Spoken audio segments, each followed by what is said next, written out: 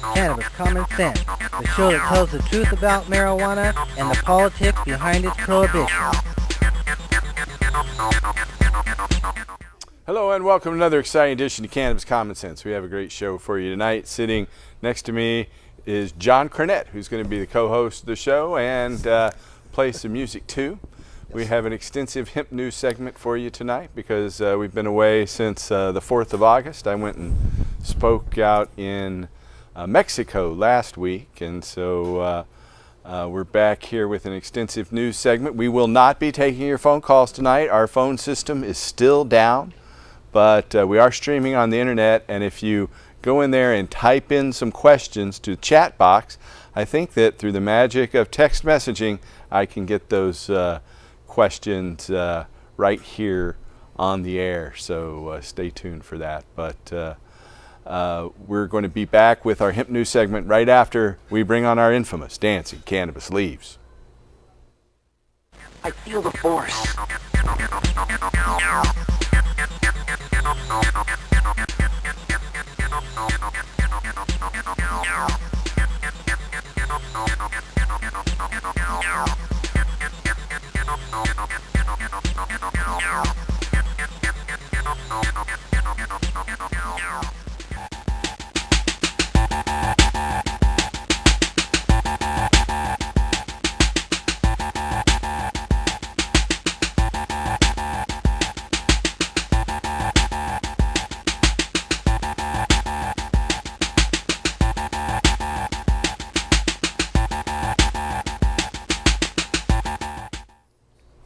Our first story tonight is from Oregon. In a letter Tuesday to U.S. Attorney General Jeffrey Beauregard Sessions, Oregon's Governor Kate Brown defended Oregon's cannabis regulations by publicly discrediting an Oregon State Police analysis which declared the state remains a top black market producer of cannabis.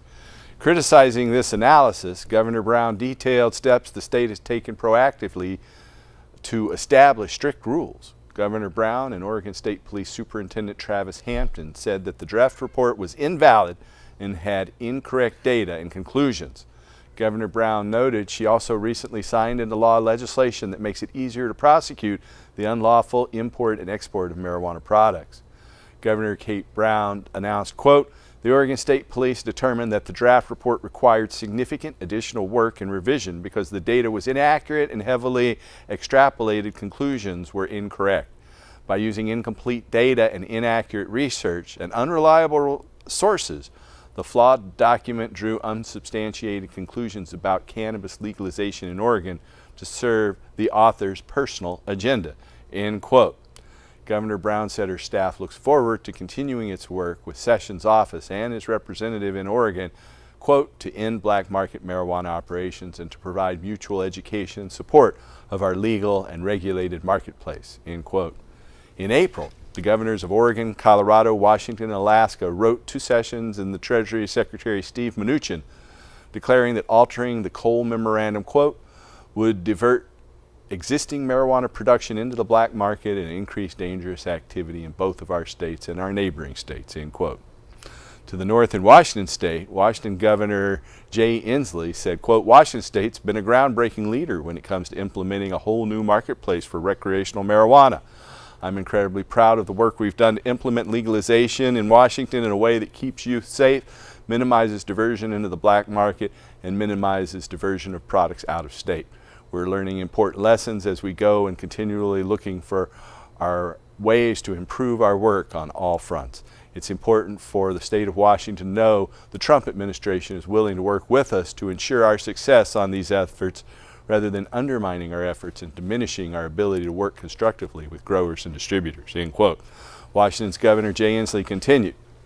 Governor Inslee added, quote, "While Washington's been successful in creating a tightly regulated marketplace and generating needed revenue for the state, challenges do remain. Most importantly, marijuana remains a Schedule I controlled substance by the federal government. This determination affects all aspects of our state systems, from banking to research to consumer safety. It's clear that our goals regarding health and safety are in step with the goals of Attorney General Sessions has articulated. Our team is currently reviewing his letter and will have a more detailed response in the coming days. I look forward to speaking with Attorney General Sessions to make sure He fully understands everything our state is doing to accomplish our shared goals, end quote. Washington's Governor Jay Inslee concluded. In Boston, Massachusetts, the National Conference of State Legislatures has endorsed a resolution calling for marijuana to be removed from the U.S. Controlled Substances Act. The plant and all its organic constituents are classified under federal law as a Schedule I controlled substance, the most restrictive categorization available. Over 3/4 of legislators participating in the legislative summit there in Boston endorsed the resolution, which calls on federal lawmakers to amend the Controlled Substances Act so that each state can regulate how cannabis best is regulated. The statement from the National Conference of State Legislatures says, quote, "The National Conference of State Legislatures believes that the Controlled Substances Act should be amended to remove cannabis from scheduling, thus enabling financial institutions the ability to provide banking services to cannabis-related business, and acknowledges that in allowing each state to craft its own regulations, we may increase transparency, public safety, and economic development where it's wanted," end quote. Last year, the U.S. Drug Enforcement Administration rejected a pair of petitions that sought to initiate rulemaking proceedings to reschedule marijuana under federal law. I personally have argued in favor of descheduling cannabis from the Controlled Substances Act rather than rescheduling it to a lower classification. Members of the National Hispanic Caucus of State Legislators at the same meeting in Boston have for the first time voted in favor of a resolution in support of decriminalizing marijuana. The National Hispanic Conference is a nonpartisan group that represents the interests of Hispanic state lawmakers from all 50 states. The resolution states that federal cannabis criminalization is unconstitutional because it was initiated by racist politicians who explicitly wish to target Mexican-American culture. It calls on federal lawmakers to enact and sign legislation to federally decriminalize marijuana. It urges state lawmakers to similarly enact decriminalization policies and to seal the records of those formerly convicted of marijuana-related crimes.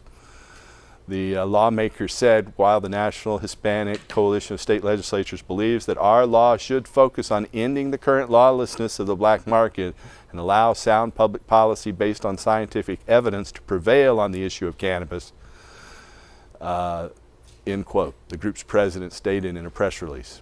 The NHCSL's actions come days after representatives of the National Conference of State Legislatures resolved in favor of removing marijuana entirely from the Federal Controlled Substances Act. In Maine, out of Augusta, Maine, the capital, members of a special legislative committee in Maine have called for changes in the state's voter-initiated adult use marijuana law prior to its full implementation.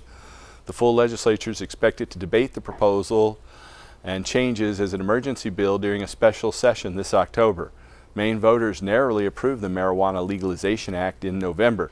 Provisions in the law permitting adults to possess and grow personal use quantities of cannabis took effect in late January. However, lawmakers delayed until at least the February 1st of 2018 the enactment of separate regulations regarding the license, production, sale, and social use of cannabis. Maine won't be able to meet its February deadline to allow recreational cannabis sales, according to state officials now. Republican State Senator Roger Katz in Maine said the agencies responsible for the recreational market rollout don't have sufficient time before the deadline to perform such tasks as licensing growers, writing departmental rules, and hiring new inspectors. Committee members tasked with regulating retail aspects of the new law have proposed increasing taxes on commercial cannabis sales and imposing a moratorium on the establishment of adult-use cannabis social clubs, facilities where explicitly permitted in the initiative's text. These are social clubs that were allowed by the text, and they're talking about curtailing them. Members have also proposed language allowing retail-friendly municipalities to receive a percentage of the marijuana tax revenue. Public hearings regarding the suggested changes there in Maine are anticipated to begin in September. It's not known whether lawmakers will be able to pass an implementation measure prior to the February 1st deadline. Lawmakers in most other states, including Oregon, Florida, Massachusetts, and North Dakota, have similarly moved to significantly amend voter-approved marijuana laws prior to their full implementation. Our next story tonight is from Tucson, Arizona. Trauma patients who test positive for marijuana upon their admission to the intensive care unit are less likely to die during hospitalization than our age-matched controls, according to data published in the Journal of Trauma and Acute Care Surgery. A team of researchers from the University of Arizona analyzed in-hospital mortality rates over a 5-year period for adults admitted into the intensive care unit, of which 2,678 were matched, 1,339 marijuana positive with 1,339 marijuana negative patients. The authors concluded, quote, patients with positive marijuana screen had a lower mortality rate, 5.3% versus 8.9%, compared to patients with negative marijuana screens. Prospective studies with long-term follow-up will be useful in answering many of the remaining questions surrounding the specific impact of marijuana on outcomes after trauma, end quote. Prior studies have similarly reported greater survival rates among marijuana-positive patients hospitalized for traumatic brain injuries and heart attacks as compared to controls. This study, How Does Marijuana Affect Outcomes After Trauma in ICU Patients? A propensity-matched analysis, appears in the Journal of Trauma and Acute Care Surgery this month. Out of Washington, D.C., a special Justice Department committee tasked with reviewing existing marijuana enforcement policies and making recommendations has failed to offer support for a federally led crackdown in legal marijuana states, according to documents obtained last week by the Associated Press. The Task Force on Crime Reduction and Public Safety, a group consisting of federal prosecutors and members of law enforcement, did not call for changes in the existing policy.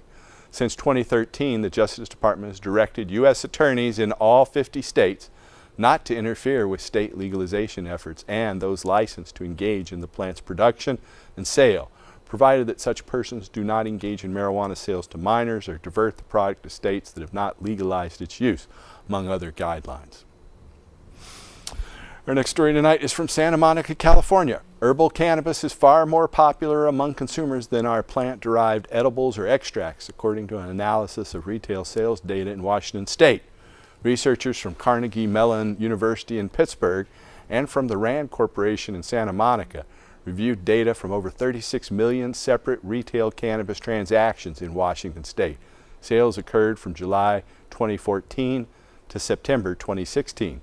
The authors reported that, quote, traditional cannabis flowers still account for the majority of spending, about 66.6%, though they acknowledge that sales of plant-derived extracts have increased significantly over the past 2 years.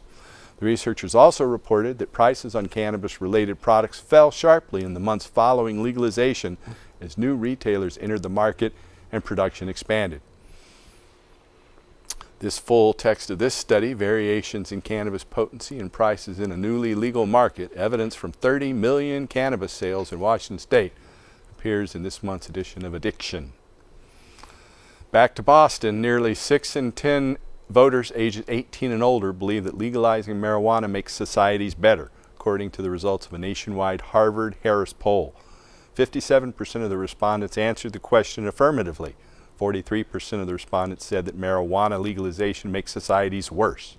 Only 14% of the poll respondents believe that cannabis should not be legal for either medical or social use.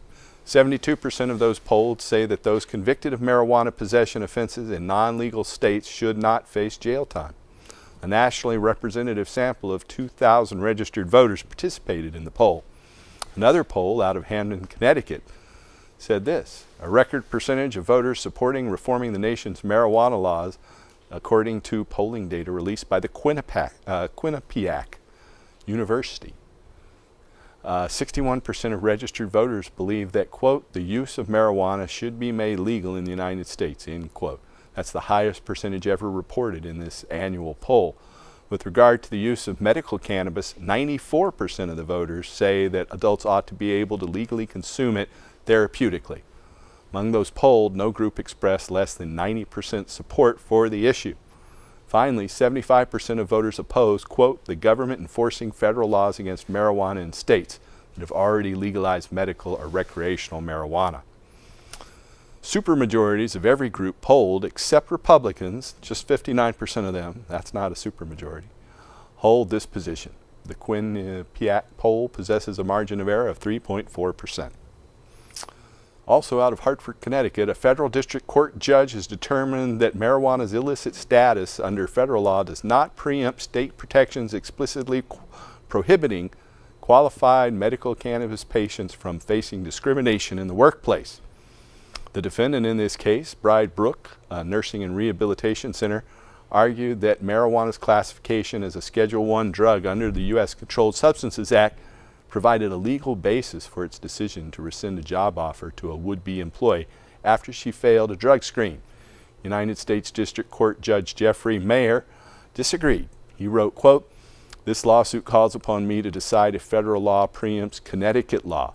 In particular, I must decide if a federal law precludes enforcement of a Connecticut law that prohibits employers from firing or refusing to hire someone who uses marijuana for medicinal purposes. I conclude that the answer to that question is no, and that a plaintiff who uses marijuana for medicinal purposes in compliance with Connecticut's law may maintain a cause of action against an employer who refuses to employ her for this reason," end quote.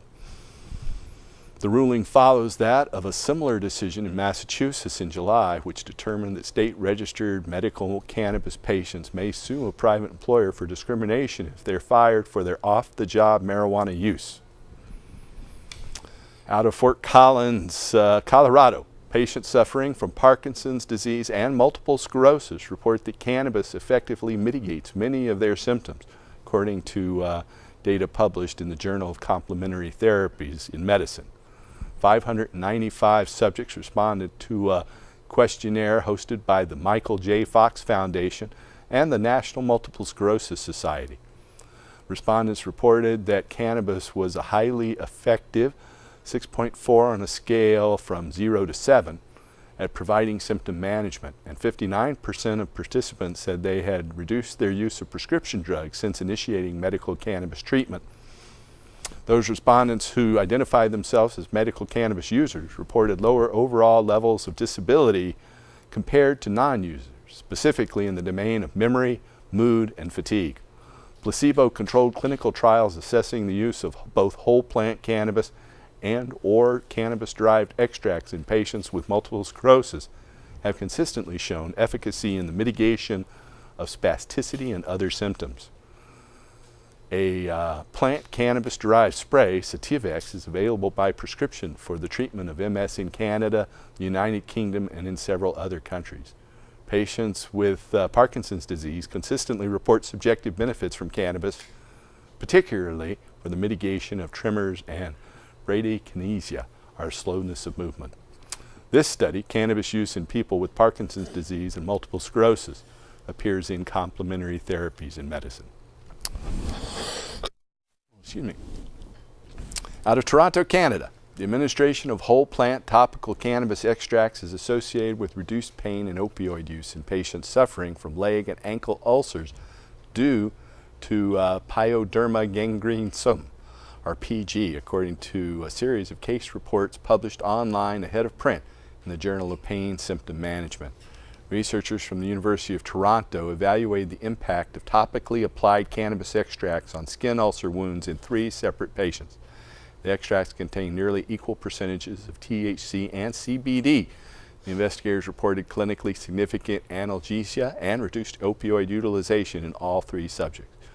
The study's authors concluded, quote, "This is the first case series to demonstrate the potential of topical medical cannabis, or TMC, to provide effective analgesia that was opioid sparing in the setting of PG. Topical medical cannabis has potential to improve pain management in patients suffering from wounds in all classes," end quote. This study, Topical Medical Cannabis, a New Treatment for Wound Pain, 3 cases, appears in the Journal of Pain Symptom Management. Out of Macon, Georgia, patients with a history of cannabis use present less severe symptoms of acute alcoholic pancreatitis, or AAP, as compared to matched controls, according to data published in the journal Translational Gastroenterology and Hepatology. Researchers from the Mercer School of Medicine assessed AAP severity at the time of hospital admission in 38 patients with a history of cannabis use versus 76 patients who tested negative for the substance. Subjects were matched for age, sex, race, and medical history. Patients who tested positive for cannabis exhibited less severe manifestations of AAP and were less likely to be placed in intensive care than were controlled. So it helps pancreatitis in alcoholics. The authors concluded, quote, "We found that cannabis-positive patients had less severe presentation of AAP, indicating that cannabis could modulate the inflammatory effects of alcohol on the pancreas. Further, large-scale studies are needed to characterize the effects of cannabis on pancreatitis in alcoholics," end quote. Full text of this study, Severity of Outcomes in Acute Alcoholic Pancreatitis in Cannabis Users, appears in Translational Gastroenterology and Hepatology. Next story tonight is from Hanover, Germany. The daily administration of cannabinoids is associated with improved speech fluency in patients with Tourette's syndrome, according to a pair of case-reported studies published in the International Journal of Molecular Sciences. A pair of researchers from the Hanover Medical School in Germany assessed the impact of daily cannabinoid treatment in 2 Tourette's syndrome patients with treatment-resistant vocal blocking tics. One patient underwent therapy utilizing THC-dominant whole plant cannabis. The other utilized Dronabinol, oral THC. In both cases, the authors reported that the treatment resulted in significant improvement not only of simple and complex motor and vocal tics, but also in the overall symptomology, including comorbid conditions, and most importantly, significantly improved patients' quality of life, including their social contacts and performance in school without side effects, end quote. The authors concluded, quote, "Cannabis-based medicine appears to be an effective treatment in resistant Tourette's syndrome patients with vocal blocking tics," end quote. Prior studies and case reports have similarly demonstrated that the administration of either inhaled cannabis or oral synthetic THC is associated with substantial improvements in Tourette's syndrome-related symptoms. This study, Speechlessness in Tourette's Syndrome, Cannabis-Based Medicines Improve Severe Vocal Tics in 2 Patients, appears in the International Journal of Molecular Sciences. That's the end of our Hemp News segment tonight. Mr. John Cornett is ready to play a song. Hey, John. Hey, Paul, how you doing? I'm doing It's okay. really hard sitting over here listening to all that stuff you're talking about without reacting to it. I can summarize by saying if it were not for cannabis, indica, sativa, I would be dead now, because I was on a god-awful amount of OxyContin, close to death, having seizures just about every day. Now I hardly have any seizures whatsoever, and I get to play music again, and I'm still alive. That's kind of cool, you know. This is a song I wrote right after I figured out that I was going to live. My neighbors didn't like the word marijuana, so I made up a song called Mariganja. And I call it Mariganja, so they don't have to be so offended, right? It goes like this.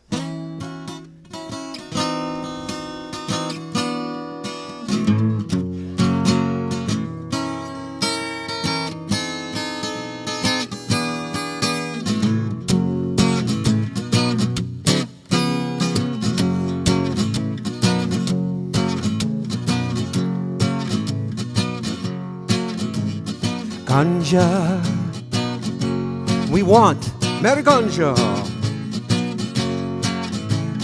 Ganja, we want to grow Mariganja.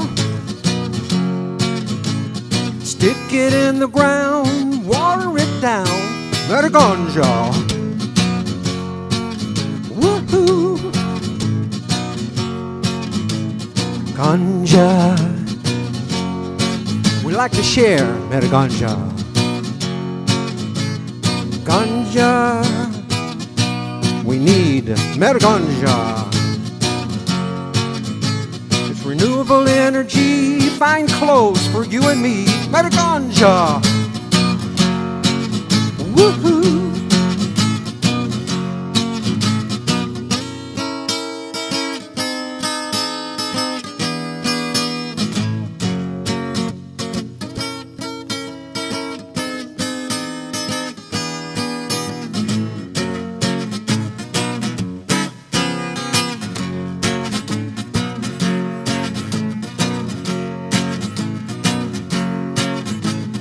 Ganja, we like Mariganja.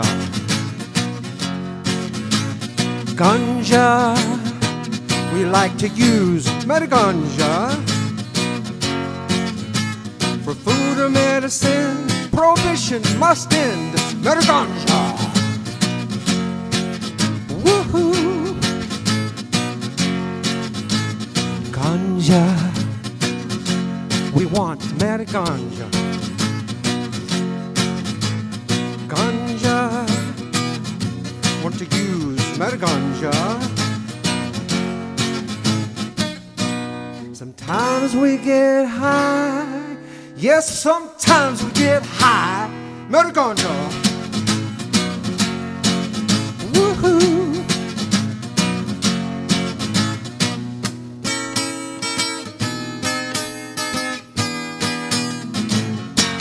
I love marijuana. Thank you.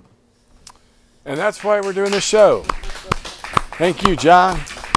Thank you, viewers. We do not have our phone lines up tonight, so we will not be able to take your phone calls, unfortunately. We are streaming on Facebook. If you go to facebook.com/restorehemp, I think that's where it's streaming. Or if you go to our Ustream channel on Ustream, you can watch it live. Right there it is, Ustream, and that will get you where you can watch us. Now you can type in messages there, and through the magic of text messaging, I think I'll be able to get those messages and answer them here on the air. Hopefully next week we'll have our phone system back, but that's beyond my direct control, so I can't really say.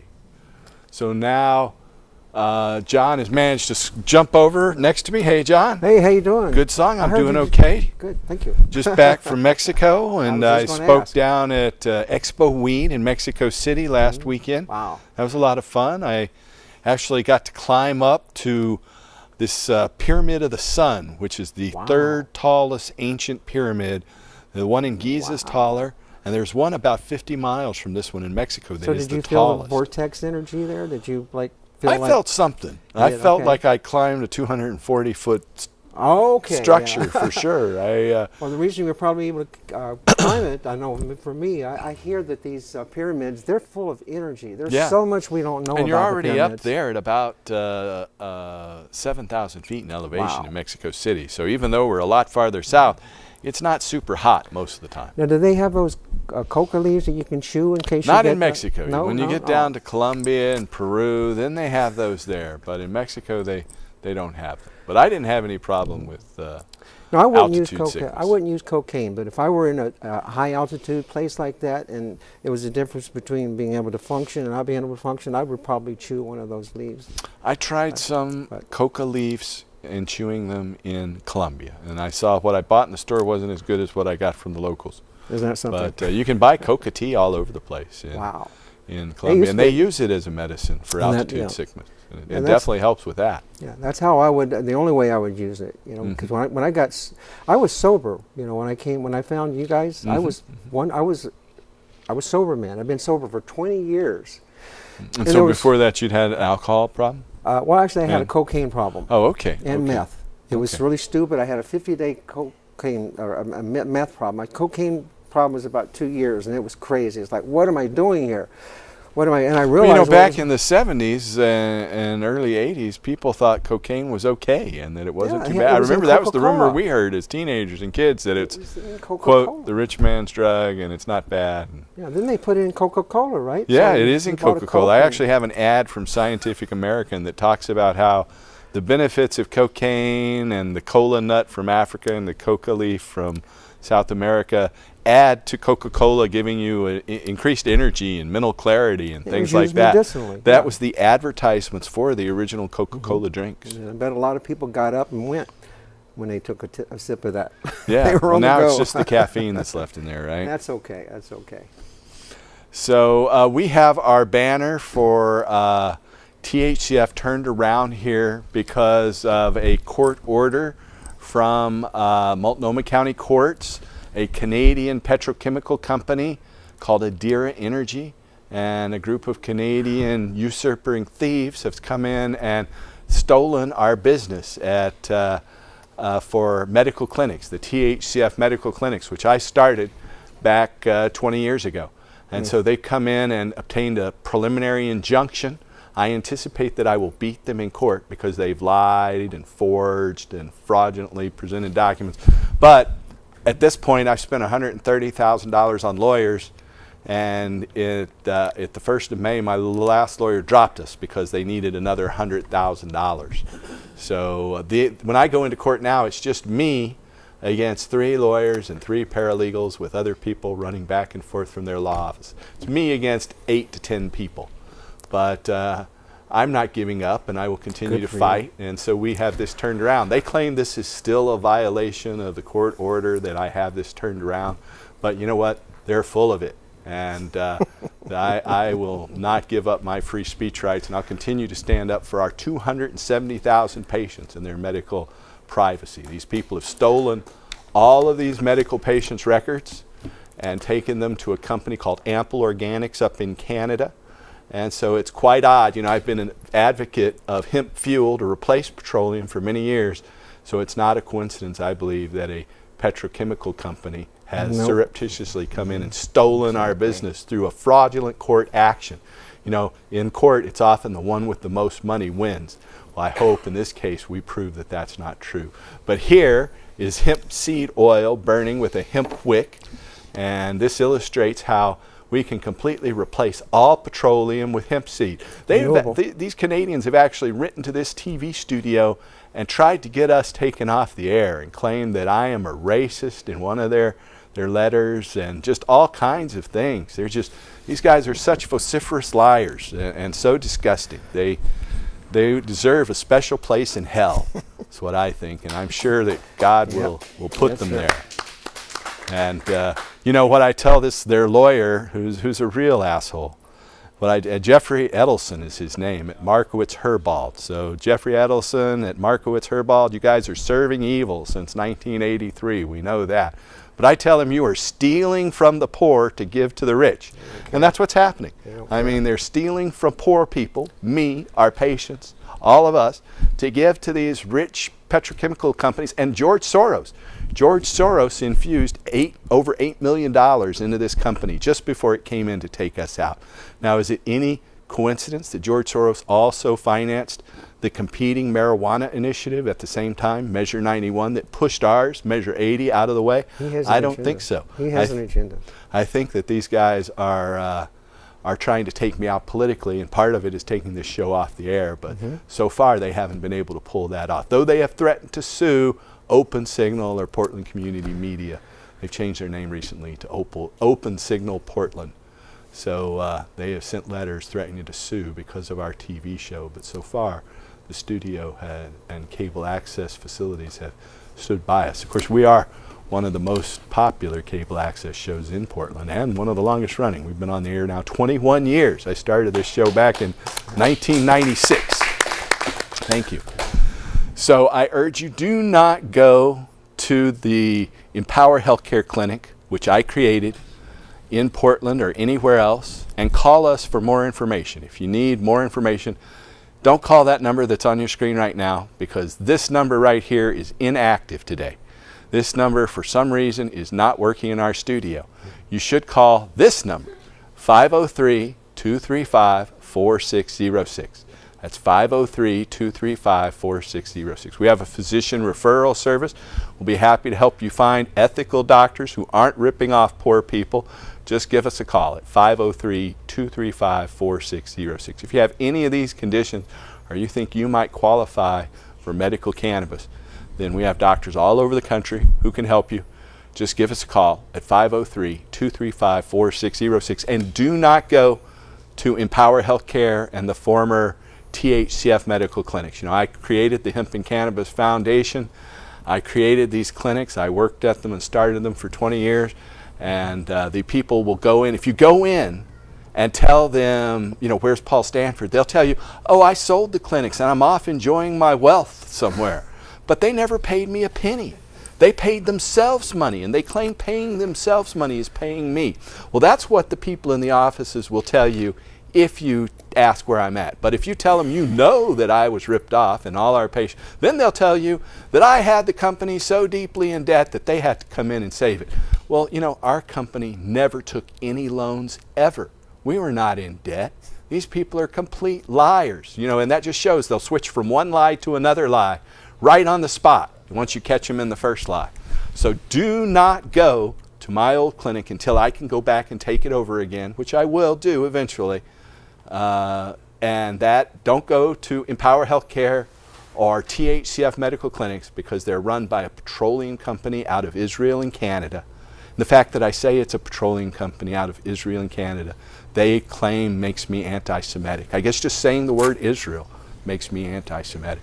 But it is an Israeli-Canadian oil company, and you can look them up. It's Adira Energy, A-D-I-R-A Energy.com, A-D-I-R-A Energy.com. Those are the people who've come in and stolen our medical clinic records. So do not go there. Now, we don't have phone calls tonight, but we do have a studio audience, and you're welcome to come down and join our studio audience. And we have somebody here on the microphone ready to say something.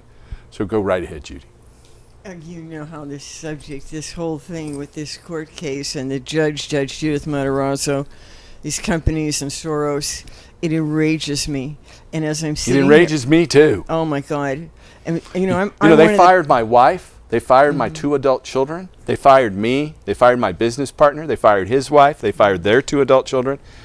They just came in and fired everybody and stole everything, and the courts allowed them to do it based on their lies and fraudulent documents. So we will prove that in the end. And a corrupt judge, as has been shown. It's very unusual for the local prosecutor to call out a judge for corruption.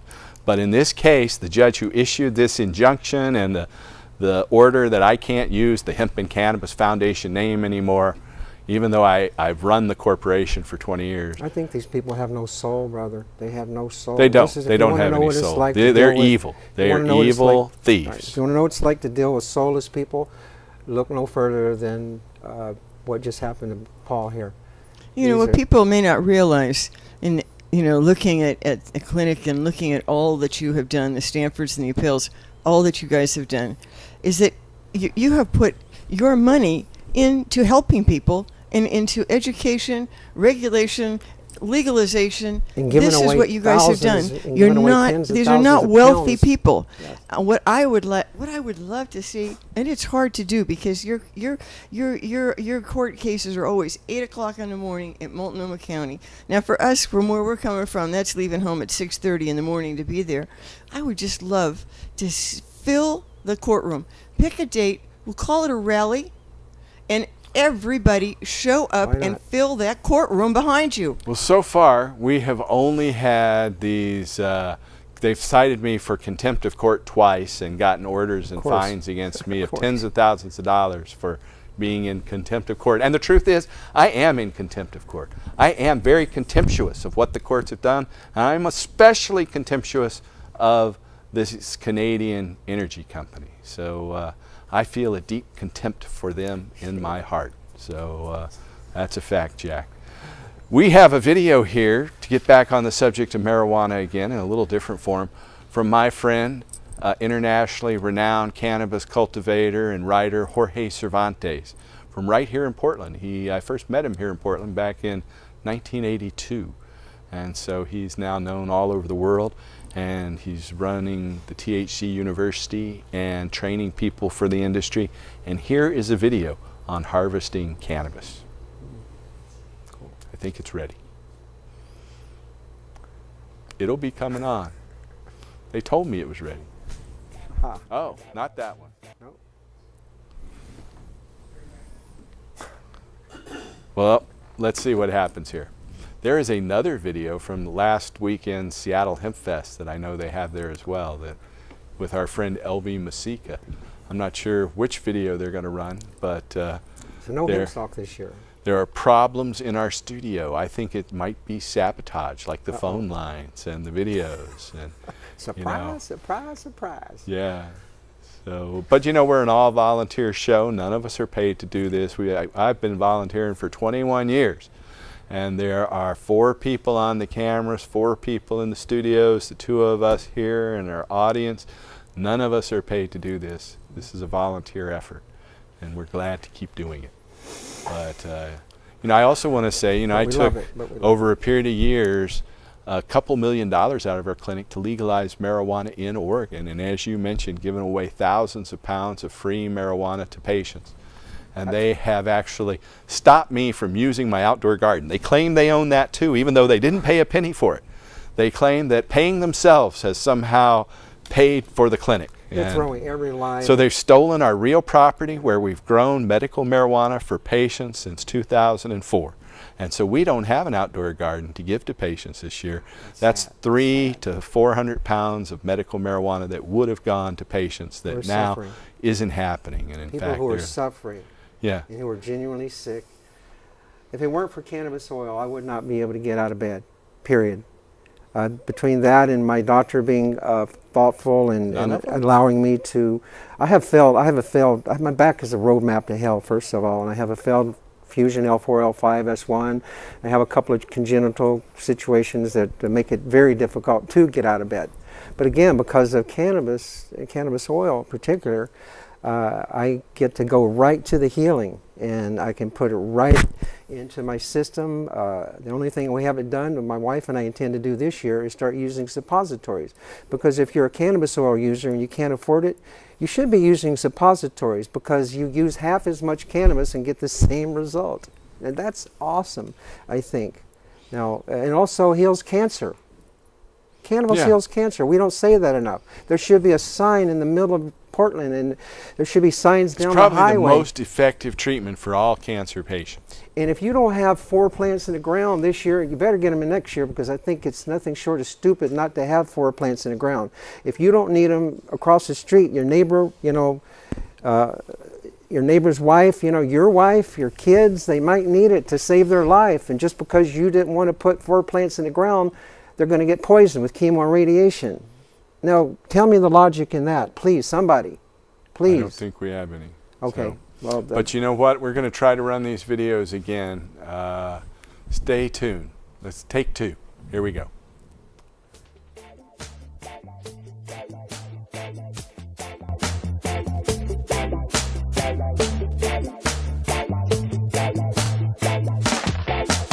Now this one here, this is the Royal Kush.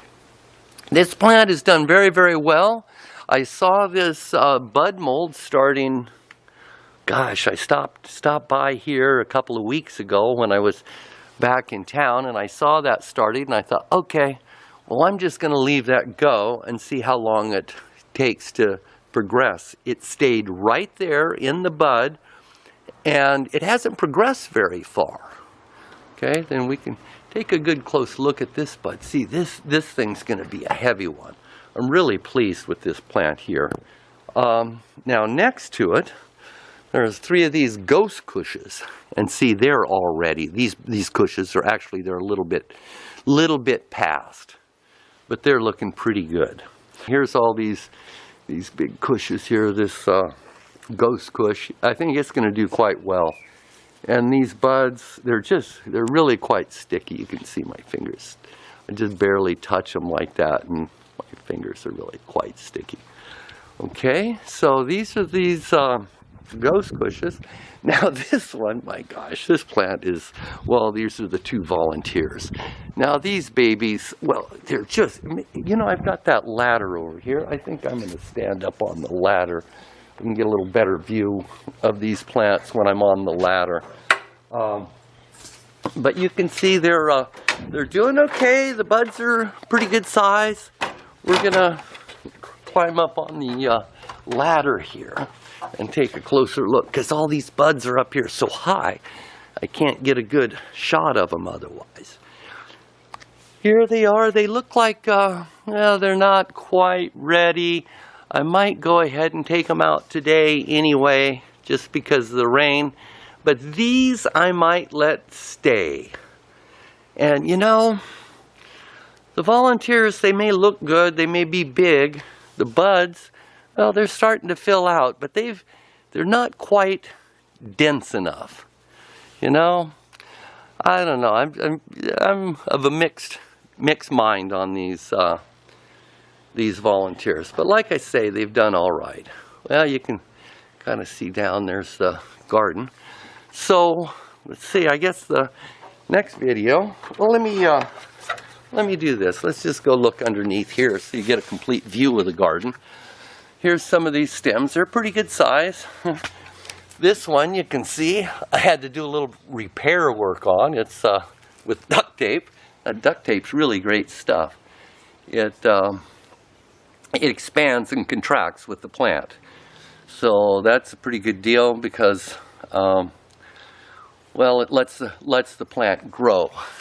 As long as you don't get any moisture underneath there, a lot of it, to cause fungus, everything's cool. Okay, so that'll give you kind of an idea of what I've got going today. And next video, you're going to see, well, a little hacking. So maybe I'll cut, it's just me here, so I'm going to maybe set this on the tripod and we'll go from there. Jorge Cervantes, Harvest Day. We are in October 13th today. We'll see you next video. Okay, we want to thank our friend Jorge Cervantes for allowing us to use his videos. And he's an old friend from here in Portland. Mm-hmm. So that was obviously last October 13th. Oh, okay, I was going to say, those were some pretty well developed buds. Yeah, they're about 6 weeks ahead of where we are right now in terms of their growth. I can't wait till we get smell-o-vision. Me too, me too. So we have another video of LV Masica last weekend at the Seattle Hemp Fest. So I think we'll be running that in just a moment. We're down to about 11 minutes left to go here. But we want to urge you to go to our political website, which is crrh.org. And you can find news there at crrh.org and other sites. Even though I can't use the name because of a court order of the Hemp and Cannabis Foundation, and they claim they own CRRH too, they haven't got a court order forcing me to turn that over to them yet. So can I use it? Can I use the there's no court order stopping you from using it. I can say THCF? Yes, you can. You know, there's one of the things. And I don't see how they can stop me from saying it. I mean, it's my history. I can't say my past job the company I started and run for 20 years. It's just quite bizarre. But they're threatening me all the time. When you're up against 10 attorneys and paralegals who have nothing better to do than spend some rich Canadian Israeli oil companies' money to line their own pockets, you know. So again, do not go to Empower Healthcare in Portland or anywhere else. Do not go to the former THCF clinic. And for more information, give us a call at that number on your screen, 503-235-4606. We can pick at that clinic, can't we? Or we could. Yes, you can. We haven't really done that, but we definitely thought about it. Okay. Anyway, we have a little video here, and we'll be back, and John will be ready to take us out. This is LV Masica, just last weekend at the Seattle Hemp Fest. Enjoy. She's a federal marijuana smoker. Now, do you know what a federal marijuana smoker does? That means that they get their weed from the government. Yeah, so put your hands together and welcome Elvie to the stage. Beautiful intro. Thank you so much, Ebony. It is so good to be back at Seattle Hemp Fest. You really began the conversation all over the world and all over the country. Vivian, you really did it with County and with all of the people who volunteered for this event. You have done a terrific job. This is the family gathering that we all look forward to every year because we have come to know one another as a kind, large family from all segments of society, with all religions, from all financial statuses, most of all with the heart, with the compassion. And it took all of you either buying a seed, smoking a joint, writing to your legislators, till all of us got together. And look what we have done. We have changed laws in more than half the states, but we're only halfway done no matter what. Because as long as we're honoring that lie we call the Substance Control Act, we really haven't won a damn thing. My doctor is not allowed to practice his Hippocratic oath, and you're not allowed to have the advice you need if my government has a say. This is the government that has had a program called Investigative New Drug. Back from the 70s is when Robert Randall, the first patient to ever enter that program, challenged the marijuana laws. And oddly enough, he was a glaucoma victim like myself. And I came along about 75. A doctor told me, if you don't smoke, you will go blind. And I was scared to death of marijuana, and I questioned his sanity because, like most of us, I was really ignorant about drugs. I thought drugs were those things that made you crazy that I read about, but not the alcohol that was killing everybody on the highways or the nicotine that kills 1 million of us every day around the world. Anyway, we have been learning all of these things, and we're putting them to good use in that we're learning how to live happier, healthier lives.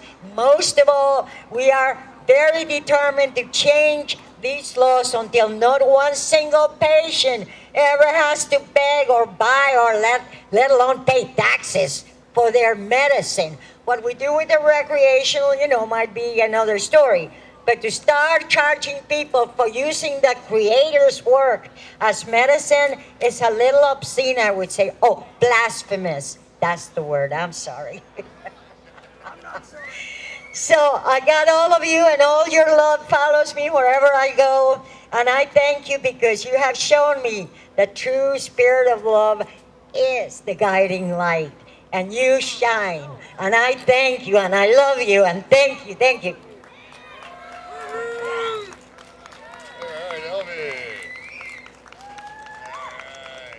Elvie Musica, ladies. Okay, that's my friend Elvie Musica. I know she'll be here in town for the Science of Cannabis conference here. I think she's just attending, not really speaking at that here this coming week, but I anticipate seeing her. Took her down to Colombia last year to this event in Medellin, Colombia. She actually is from Colombia and lived there till she was 16 years old when she moved to America. So when I took her back there last year for this Expo Mediweed in Medellin, it was her first trip back in 50 years, so that was quite something.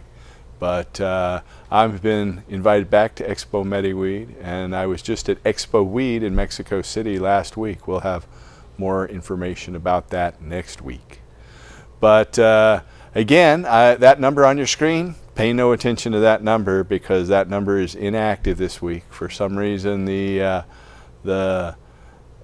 television phone system is down for the past 3 weeks. It doesn't seem like it should take 3 weeks to fix, but you just never know. This number, however, is a good number. So if you need more information about where to find a doctor who can help you get a medical marijuana permit anywhere in the United States, give us a call at that number, 503-235-4606. If you want more information about this hostile corporate takeover of our past clinics, we'd be more than happy to tell you about that and send you a couple articles from Huffington Post and Ganjapreneur. Just give us a call at 503-235-4606.